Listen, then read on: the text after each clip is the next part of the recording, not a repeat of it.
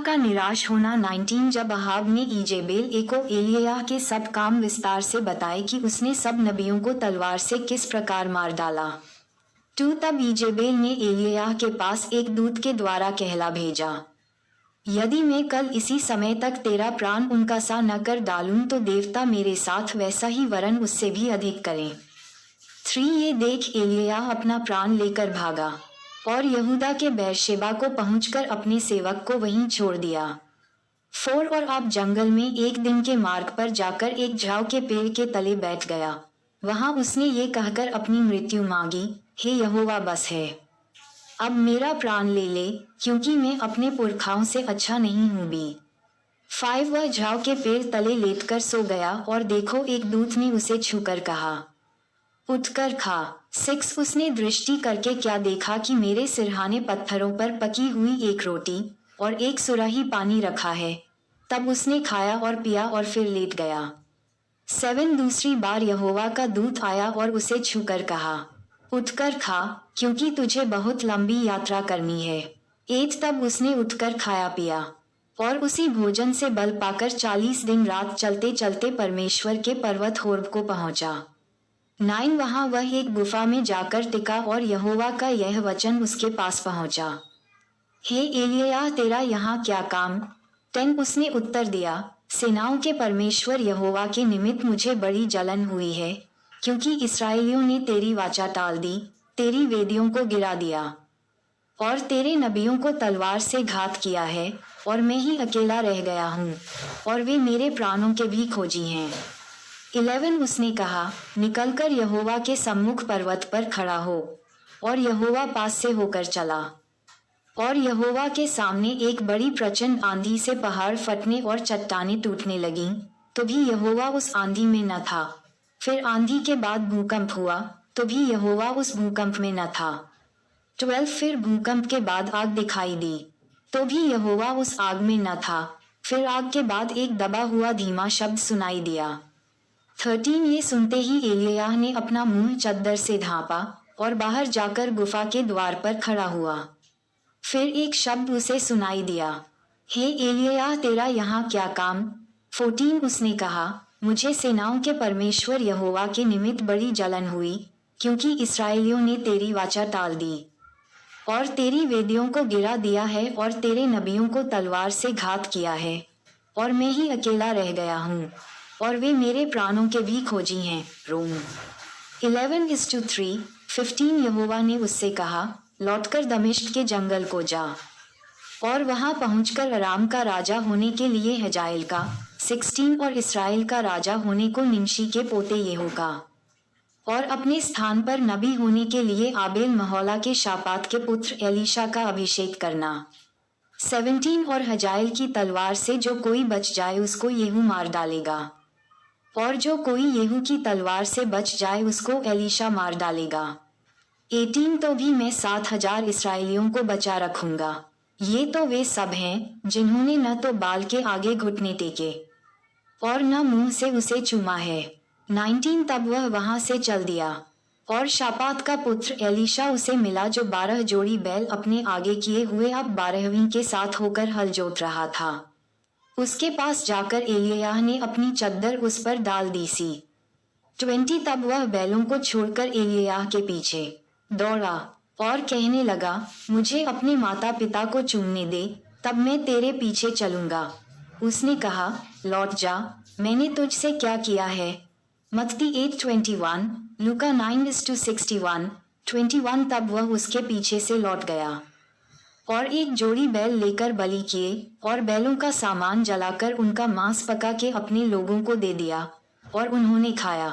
तब वह कमर बांधकर एलिय्याह के पीछे चला और उसकी सेवा टहल करने लगा। अहाब की अरामियों पर विजय। 20 अराम के राजा बेंद ने अपनी सारी सेना इकट्ठी की और उसके साथ 32 राजा और घोड़े और रथ थे।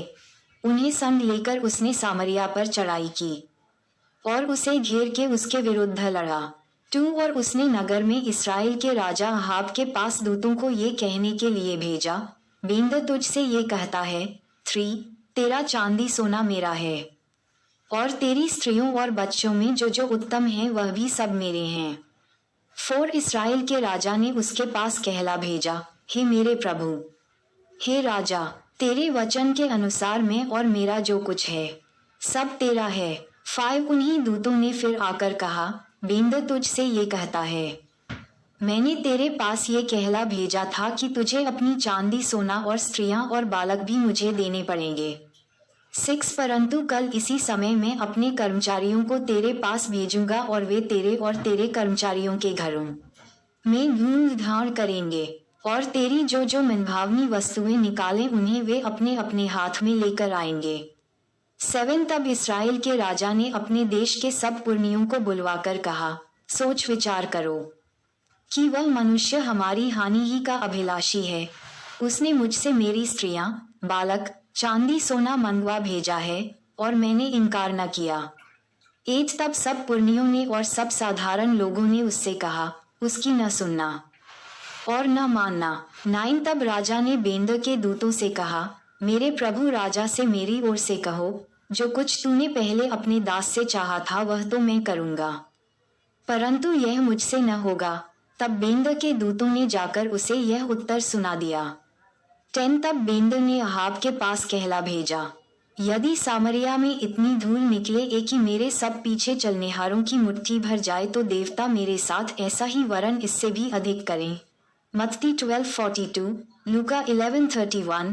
11 इसराइल के राजा ने उत्तर देकर कहा, उससे कहो, जो हथियार बांधता हो वह उसके समान न फूले जो उन्हें उतारता हो। 12 यह वचन सुनते ही वह जो अन्य राजाओं समेत डेरों में पी रहा था, उसने अपने कर्मचारियों से कहा, पाँति बांधो।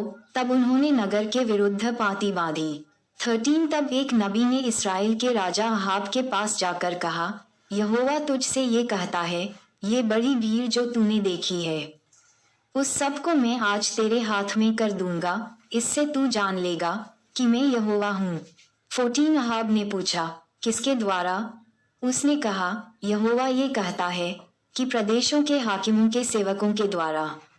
फिर उसने पूछा, युद्ध को कौन आरंभ करे? उसने उत्तर दिया, तू ही। 15 तब उसने प्रदेशों के हाकिमों के सेवकों की गिनती ली और वे 232 निकले और उनके बाद उसने सब इजरायली लोगों की गिनती ली और वे 7,000 निकले। 16 ये दोपहर को निकल गए। उस समय बेंद अपने सहायक 32 राजाओं समेत डेरों में शराब पीकर मतवाला हो रहा था। 17 प्रदेशों के हाकिमों के सेवक पहले निकले। तब बेंद ने दूत भेजे और उन्होंने उससे कहा, सामरिया से कुछ मनुष्य निकले आते हैं। 18 उसने कहा, चाहे वे मेल करने को निकले हों चाहे लड़ने को, तो भी उन्हें जीवित ही पकड़ लाओ। 19 तब प्रदेशों के हाकिमों के सेवक और उनके पीछे की सेना के सिपाही नगर से निकले। 20 और वे अपने अपने सामने के पुरुष को मारने लगे और अरामी भागे और इसराइल ने उनका पीछा किया और अराम का राजा बेंद सवारों के संग घोड़े पर चढ़ा और भागकर बच गया। 21 तब इसराइल के राजा ने भी निकलकर घोड़ों और रथों को मारा और अरामियों को बड़ी मार से मारा। 22 तब उस नबी ने इसराइल के राजा के पास जाकर कहा, जाकर लड़ाई के लिए अपने को दृढ़ कर भी और सचेत होकर सोच कि क्या करना है, क्योंकि नए वर्ष के लगते ही अराम का राजा फिर तुझ पर चढ़ाई करेगा। 23 तब अराम के राजा के कर्मचारियों ने उससे कहा, उन लोगों का देवता पहाड़ी देवता है, इस कारण वे हम पर प्रबल हुए, इसलिए हम उनसे चौरस भूमि पर लड़ें तो निश्चय हम उन पर प्रबल हो जाएंगे।